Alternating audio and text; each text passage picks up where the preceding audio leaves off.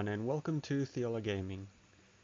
This is a bit of a special episode today because on our Thursday recording I messed with some settings in OBS and actually I'm not even sure what happened. Somehow I ended up being the only voice that was recorded on Thursday. Totally wasn't intentional. I wasn't just trying to silence all my competitors. But anyway, we ended up, well, basically the recording was useless because it was just me. And this episode here is going to be a sort of attempt to salvage that.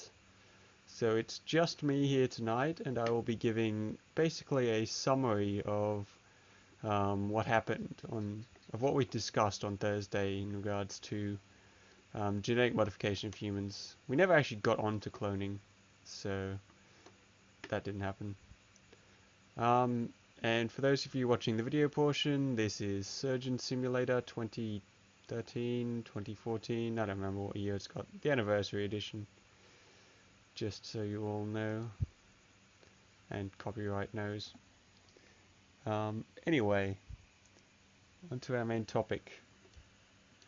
So, we had this week it was myself, obviously, Adam, Joel, and Jacob, and we also had a guest speaker. We had a guest speaker in Sarah, who is a medical student, and I invited her onto the show for the interesting perspective that could give, and just her thoughts on the matter. It's something we discussed before. So this episode was started because of the idea on yeah. Hopefully you can't hear that game audio, but I still can, so I'll just turn that off. There we go. And yes, so the idea for doing this episode came up through reading a story about a news article on how Britain has decided to allow genetic modification of human embryos. They can't be implanted, can't be carried to term, but scientists have been given the green light to test genetic modification and genetic modification techniques on them, which is a pretty big deal. It's, well, as I found out on Thursday, it's apparently been done before in China, some South Korea, I think, and North Korea claimed they had, but probably haven't, like a lot of things. But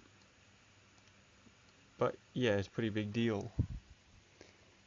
So I started off the episode by discussing what genes were, and I might as well do that again. So basically, genes are each cell in your body. Well, your body's made up of trillions of cells, is probably a good starting point, and each one of these cells has a little chemical blueprint in it that we call the DNA, and this allows each cell to know where it's needed, what it is, what its job can do, and importantly it lets your body regrow cells. It allows these cells to reproduce themselves by splitting into two identical cells, using this blueprint to rebuild themselves and go to the right spot. So that's basically what DNA does. We lose cells all the time. They're replaced using this blueprint and reproduction method. And the blueprint is the same, well, it's unique to each individual. Even twins do not have exactly the same DNA. Well, it gets a bit complicated. There's a couple of different types of DNA. Twins mostly have the same. But anyway, I'm sidetracking my summary episode with tangents. I tend to do that a lot. So yes, DNA, body's blueprint, helps it reproduce. Now, when you modify that blueprint, you affect how the body what sort of cells the body makes, what they reproduce into. Um,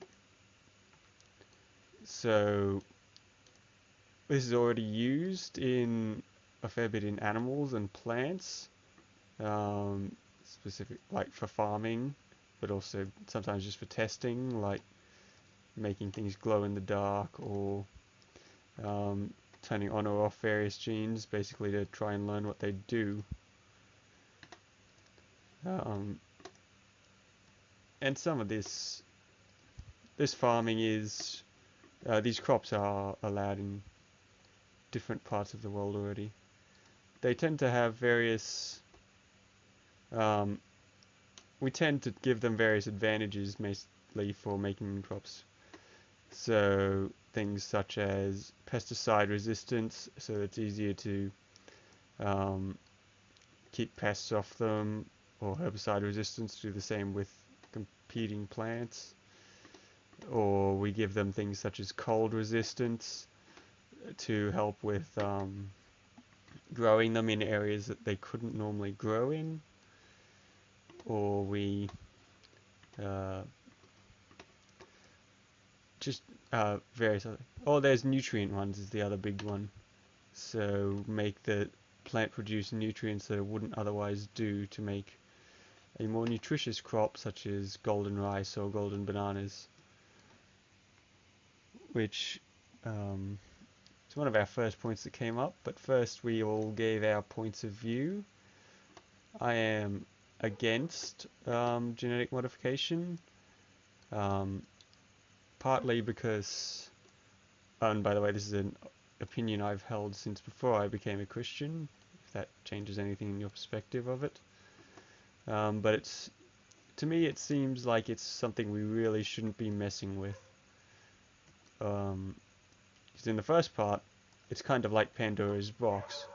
We really don't know enough about what we're doing to be messing with the most fundamental thing of what makes an organism um, unique, of what an organism is.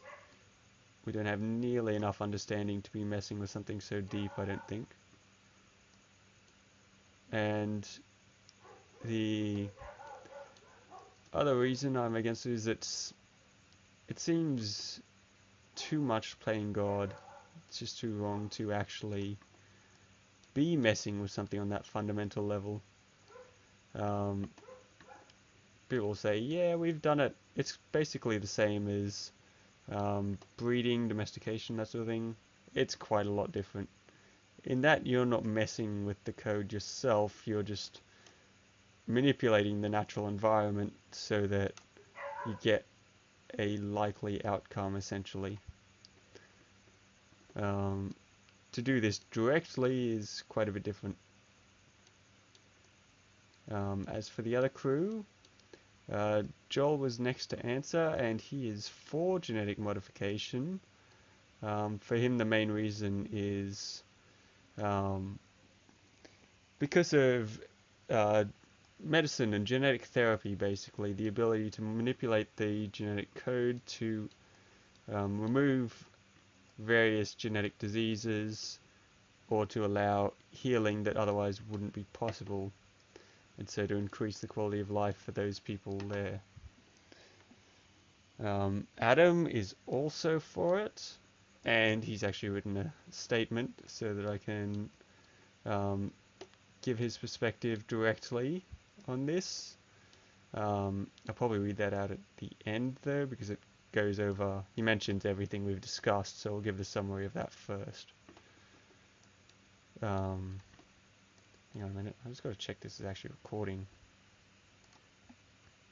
Yep, all good, we're recording. Super paranoid now, and hopefully it'll stop this happening again. But yes,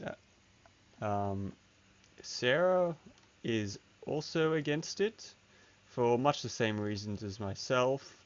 We don't know what we're doing, Pandora's box, and also she was worried about effects it would have down the genetic line and so forth, further unintended consequences. And Jacob was also against, I think, again, for much of the same reasons, but for him, a lot of it's more.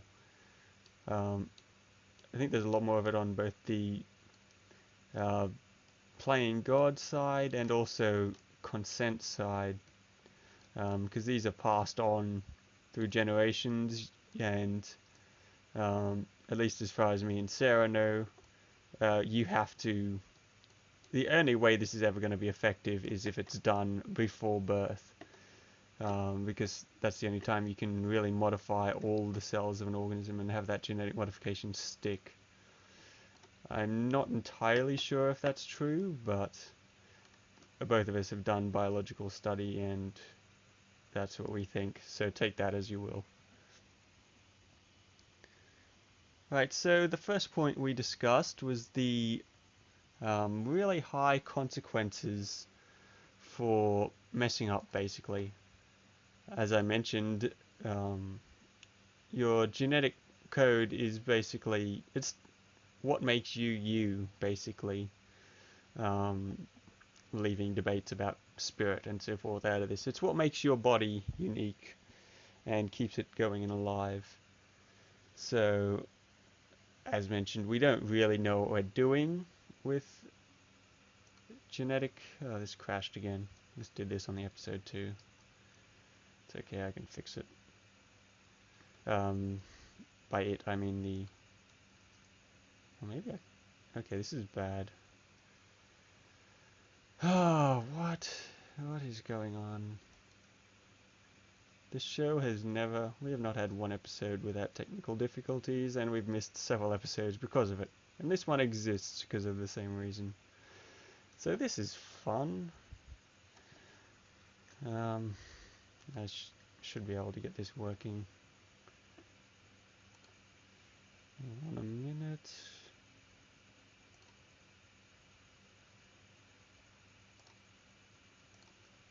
Right. I think we are back.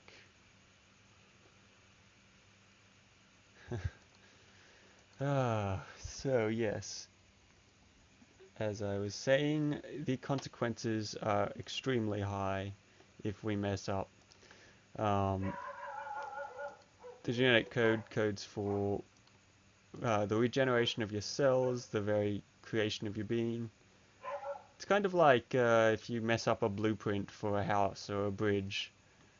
Um, if you do that wrong, then the bridge can collapse, or just not stay up to begin with. And the body's the same in that regard. So you can end up completely destroying, just completely preventing an embryo from being viable to begin with, for one thing. But you can also end up it could end up having some other unintended effect, such as causing some of these same genetic diseases that we're trying to prevent, or just any manner of your body not having something that it will need at some point, which could cause some sort of slow, agonizing death. And even things like tumors and cancer are essentially caused by incorrect DNA replication. Also, Sarah mentioned how this will propagate through the generations. Genetic code is passed on throughout the family as people reproduce and animals reproduce. That code gets passed on. So any changes you make to the genome are going to also be changes that are made in that of your children and their children's children. And as these changes propagate down the line, things can change, new problems might arise, and all manner of new sort of areas for things to mess up. So to get something wrong in this manipulation can have very severe consequences, not just for that first person who actually did it and consented to it, but any children or they might have had, or children's children.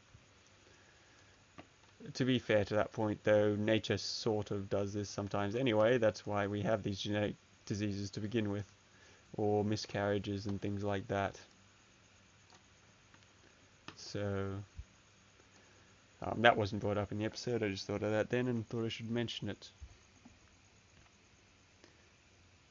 But the main positive, which Joel was kept bringing up, was that this can allow us to wipe out genetic diseases. Various diseases are caused or um, either caused by faulty genetic code, not coding for um, the right thing. I think diabetes is one of those where, or certain types of it, where your body can't produce insulin correctly, so it can't do the things it needs to do with sugar because the genetic code was missing that particular thread that coded for the type of cell that produces insulin.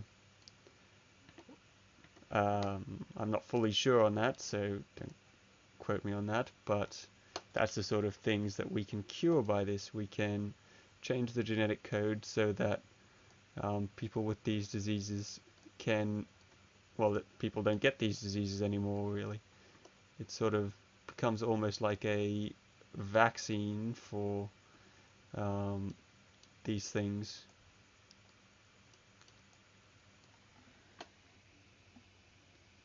We discussed a bit the practicality of how this would work if these, because it's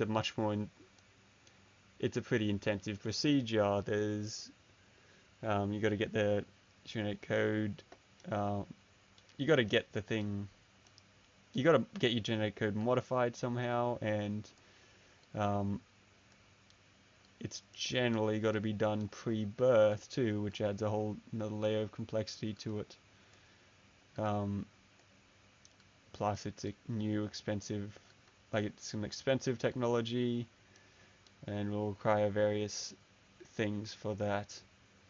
So we briefly discussed that, and although those are problems, they're sort of not really anything we had much to stay on, and I postulated that they're probably just it'd probably be something like vaccines, where that was something really difficult and hard to do at first, but eventually technology got better, we learnt better ways of doing it, and it became pretty routine socially. That's kind of challenged these days. So it would just sort of be something like that, where people go get their genetic modification or their pre-birth genetic modifications, and that's that.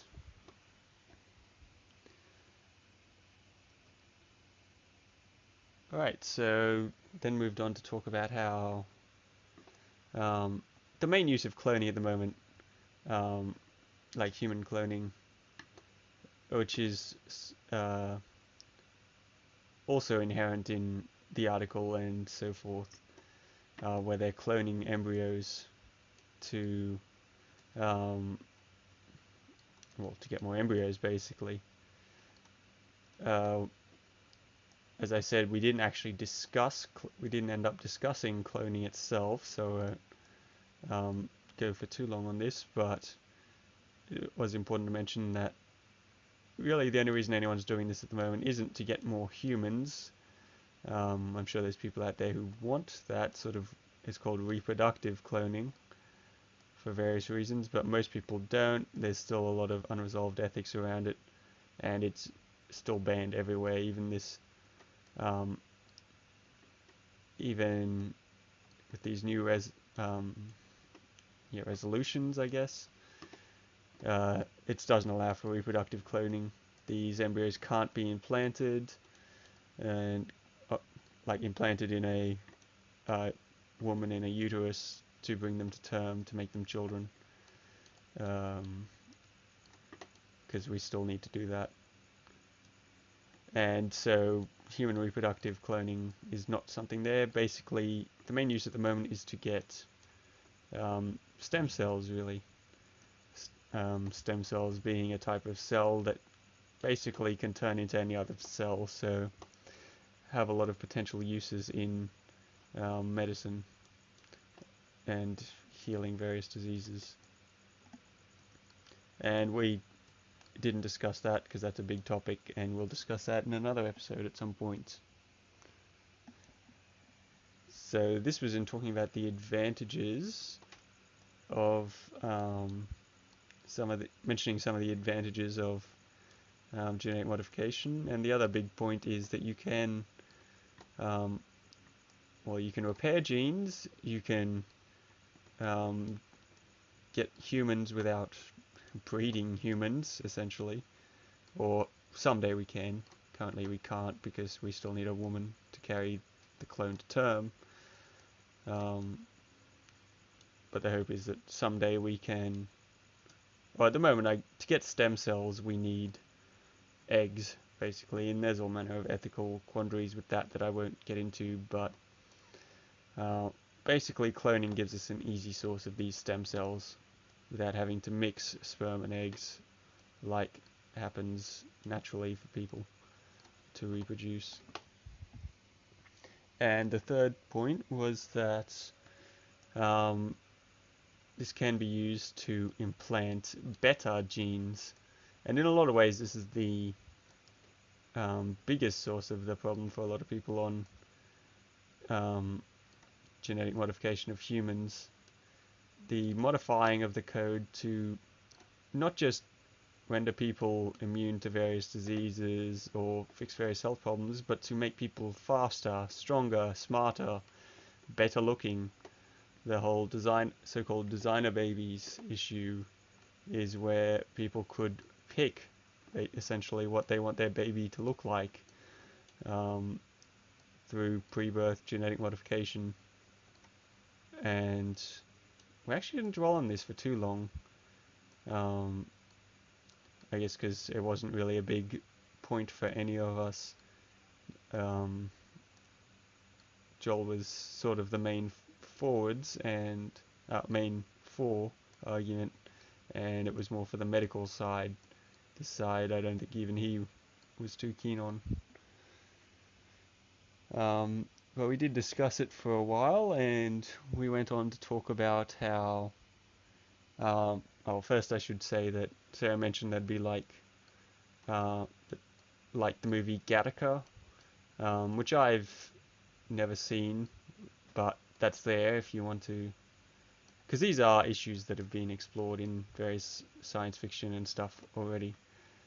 So if you want to watch a movie on designer babies and that sort of superior genetic modification of humans, Gattaca's a movie for that apparently. And we mentioned a couple of other movies, and I'll mention them too. But the main problem with this that we came to and spent a lot of time on was the social inequality aspect of it. Genetic modification is expensive, at least now, it's hard to do. And when you are using a technology that will literally make a person a better human, at least in the faster, smarter, stronger sort of sense, and only some people can get it, you start getting into all manner of inequality. We suffer from enough of that now, just with access to food, technology, education, and all that sort of issue. But in a lot of ways, that and money-related things, you can catch up. It is hard, but you can catch up over generations or in one generation by, all manner of ways, and overcome that gap. But when the opposition is literally better than you in every way, that gap starts to become widening even further, and you hit all sorts of problems. It's basically our current social inequality, and that through history multiplied by a rather significant portion. So we mention, I mentioned, apparently the movie's called In Time, I think. Basically it's the movie where they have like little numbers, red numbers on their hand, and everyone has all these genetic modifications to keep them young and live forever, so long as they work and pay for those. And if they don't, and various factors make it harder for some people than others, read rich and poor, then they die. And that's the premise of this whole movie. And we mentioned Elysium too, which has a similar sort of story. Again, I haven't seen it, but it's about where the rich basically live in space around the Earth, have access to all this gene technology and so forth, and all the poor people are left in like the slums of Earth, at least as I understand it. So there's 2 more movies for you to watch if you're interested in this. So we go on for quite a while talking about this, and Joel's main counterpoint to all this was, do these problems, this inequality, does that make it not worth this technology to begin with? If we can stop some people suffering, if we can heal them of their diseases, make their life better, does the fact that we can't make everyone's lives better, or that some people will get things a little better than others, does it invalidate that we can do this? And should we not do this simply for that reason? Sort of mentioned it. His analogy was that it's kind of like smartphones. They came out, they were expensive, and sure, only some people can have smartphones. Apparently they make life easier. I don't have one, mostly because I don't think they would, but anyway, that was his analogy. And his point being that eventually everyone started getting them, and that technology sort of started to trickle down, and that this would be the same sort of thing. Sure, maybe at the start only the rich will have access to this technology, but eventually everyone will start getting access to it, and as it gets cheaper, you probably, or you could get things, you could get governments paying for it and plants, and it sort of again becomes like vaccines, where everyone gets it, everyone has access to it, and the government funds it all.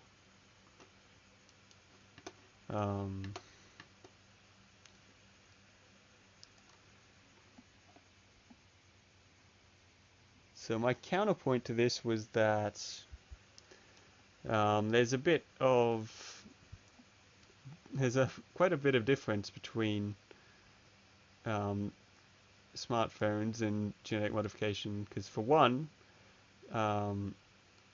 you have to be given it at birth, at least as far as we could tell. So you can't just get a smartphone later as time comes. You've got an entire generation with this set up till the next one. And then the other point I brought up was that you get a sort of obsolescence happening then, because when the new smartphone or gene mod comes out, you can't get it because you can't be modified after birth. So you end up with new generations all literally becoming better and people becoming obsolete. And there's a lot of back and forward in this episode, and Sarah kept bringing up to various medical issues with it. I'll get onto a few of those later as well, where basically we're arguing if this stuff works, and that's kind of not really a given, and that it will be safe anyway. But that's a lot more theoretical. So Adam mentioned utilitarianism here, in that we should be trying to make life better for everyone. So rather than leaving, like with Joel's point, you don't just leave people to suffer with these diseases that could be cured because it will be bad for someone else. But I countered with utilitarianism being greatest happiness for the most people. And when you're propagating such inequality and obsolescence of a majority of people, probably would be the outcome, then is that one life worth all that much difference? And I also brought up Pandora's box again um, there's a lot more that you sort of open yourself up to than just um, the repair kit. Once this stuff sort of gets out there, even if it's for a good cause, you get all manner of other things that can be done with this technology.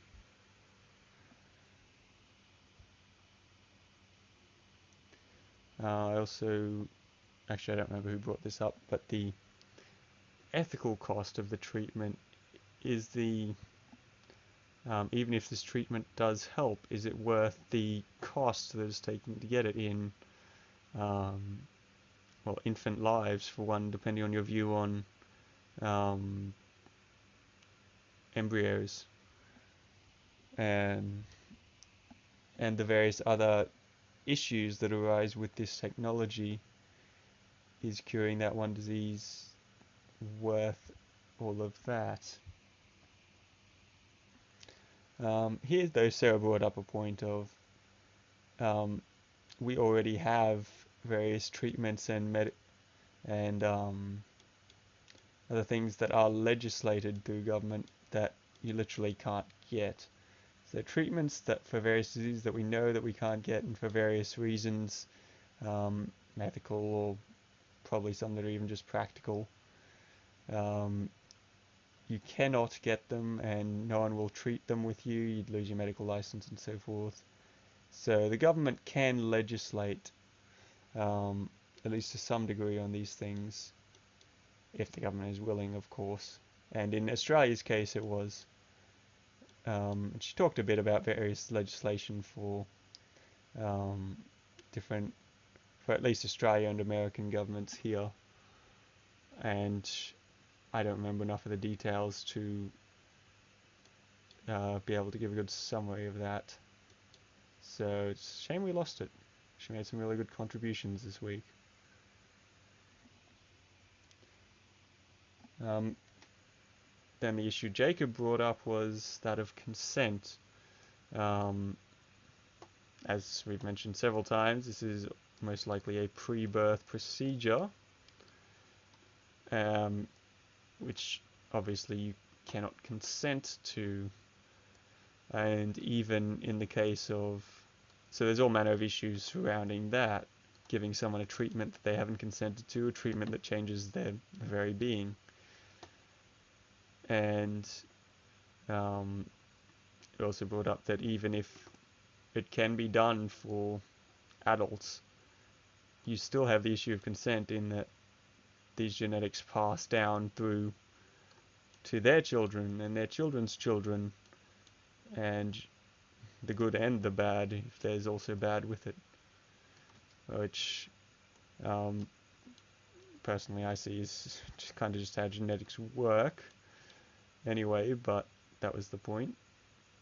And it still is an issue, I suppose, especially if there's a trade-off involved in some of these diseases of some sort. Not diseases, treatments. Say you become immune to one disease, but you are more vulnerable to another, or any manner of things. Alright, so Sarah goes on to talk about, for a while here, more of the complexities of how this stuff is and how it won't work. So talking about, I think Jacob mentioned thalidomide as an example. That was a chemical that we used to give to pregnant women at the time, like, I don't know how many years ago, but this century. And no problem with it at the time, but we started realizing a generation and 2 generations down the track that it caused all manner of brain issues, I think, and other things. So genetic modification could easily be that same sort of thing, and could cause all manner of issues for further generations. And Sarah then went on to talk about how there's a whole lot of complexity in a lot of complexity in this. Uh, Sorry, I got distracted there because I hit my desk. In genes and gene expression, and it's not a straightforward thing of this gene codes for this. You have environmental factors that code whether um, a certain thing will will be present or not, and genes that can affect other things as well. And I also brought up um, that a lot of recent research in genetics and animal genetics is finding just how much they're flexible, I guess. We used to think you got genes at birth and nothing changed, but we're starting to find that they do actually change over the course of your life. And all manner of things can be about from your life can change your genes and pass on to further down the line. So diabetes and obesity is one of them, depression. If you're depressed, it changes your genetics in ways we don't understand, and various other things like that. And there's a field called epigenetics, basically, and still quite new. So there's all manner of difficulties in this, and it's not quite as simple as we can get rid of this genetic disease, because this genetic disease might not be caused solely by genetics. It might be caused by environmental factors activating those genetics, or those genes changing for the environment, and all manner of other factors there. And I also, another point I brought up was how if we focus too much on this avenue of research for treating, with all its ethical complications, for treating genetic diseases, we might blind ourselves to other possible solutions for the problem, other avenues of research. Not that I know any, mind you, but and people do this apparently. That was Sarah's point, how there's all manner of research going on at the time, but not getting too much tunnel vision is important, I think. Especially, it's not as if it might be that your only choice is between this horrible disease and this ethically dubious cure. There could be other ways that we haven't looked at because we focused only on the ethically dubious cure.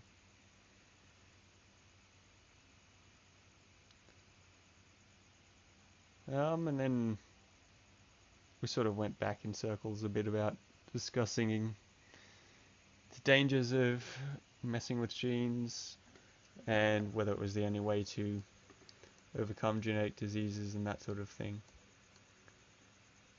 So that's the end of our summary. We also had about 15 minutes of discussing Sharknado and Twilight and other humorous things that also unfortunately no longer exist. It was a really good podcast, and it's a shame that instead I have to be relegated to doing this, but oh well, just try to make sure it doesn't happen again. But anyway, I'll now read out Adam's statement that he wrote on his perspective on genetic on this topic.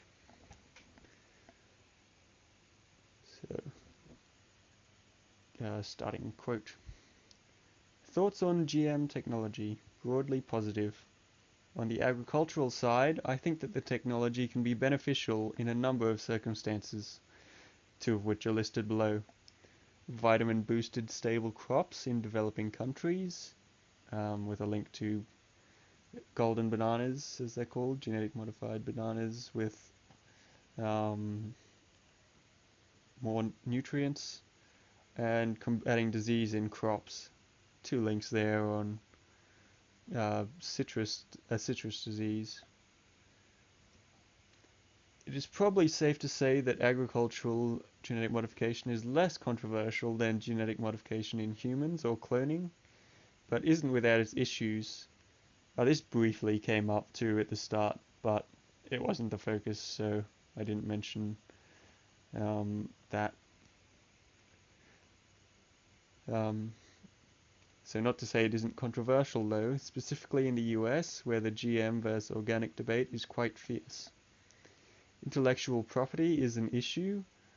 A point briefly came up where a guy actually tried to copyright part of the human genome so that he would get royalties every time that was used in any manner of genetic modification or treatment. It wasn't allowed, but that was something to be aware of. That human greed will play a factor into all these and could be quite bad for technology. Humans mess up even the best systems. Yes, so intellectual property is an issue, namely when large corporations are involved, as are ecological concerns. The social issues do not seem anywhere near as significant or troublesome, though. It was useful to hear the medical perspective on GM/cloned humans on Thursday, which seemed quite significant. The problems may not present themselves until many generations later, by which point the damage may already have been done, or toggling genes may result in unforeseen consequences later in life, as per the junk DNA example. Okay, that just reminded me, Sarah mentioned an example where various, what's called junk DNA, a whole bunch of seemingly useless code fragments on the end of a DNA strand. We used to think they were completely useless, and I'm not sure if we messed with them in some sort of animal or something. But basically we found out they're not useless, and later on in life all those gene sequences that were inactive became active, and so they have some sort of purpose further on in life. So that could be something. That's the junk DNA example, basically. That's not actually junk DNA, it has something that happens later on to when we first observed it. I'd like to think the technology would be mature, or at least certain types, by the time human trials took place, but one cannot exactly run many generation tests on humans in a lab, and I imagine laboratory animals may not always be the best proxies, I'm guessing here. One of our longer talking points was of the technology exacerbating existing social inequality along race, sex, age, and class lines. It is easy to imagine a situation where the rich, or those in Western countries, literally become better than those not so fortunate. The issue of privilege then is not only wealth, upbringing, race, sex, family dynamics, but whether you are physically superior to your peers. These issues would be more significant for what I'm going to refer to as cosmetic modifications, that is, those not used to treat disease, but things such as higher intelligence or muscle mass. For GM modification to treat disease, such as those an embryo might be genetically predisposed to, it seems to have more in common with vaccines than the aforementioned cosmetic upgrades, especially if it becomes as cheap as vaccines or part of social welfare. Better for the populace as a whole to not have treatable diseases/conditions. I also mentioned consent being an important issue for embryonic treatment. No informed person objects to their child receiving vaccines, barring children too young to receive them, or the immunocompromised, so those with a weaker immune system. So it might eventually be the same for the treatment of disease, but the cosmetic modifications, much less clear. Summary: for agricultural use and treatment of disease, assuming we can verify things are safe with a reasonable degree of certainty, even generations into the future. Wary about social and consent issues around cosmetic modifications. And that was Adam's point. Adam's statement. And that brings us to the end of this summary episode. So yeah, sorry for all the audience and those involved that I messed up this recording, but here you go, at least you've got something. In any case, I'll see you next time.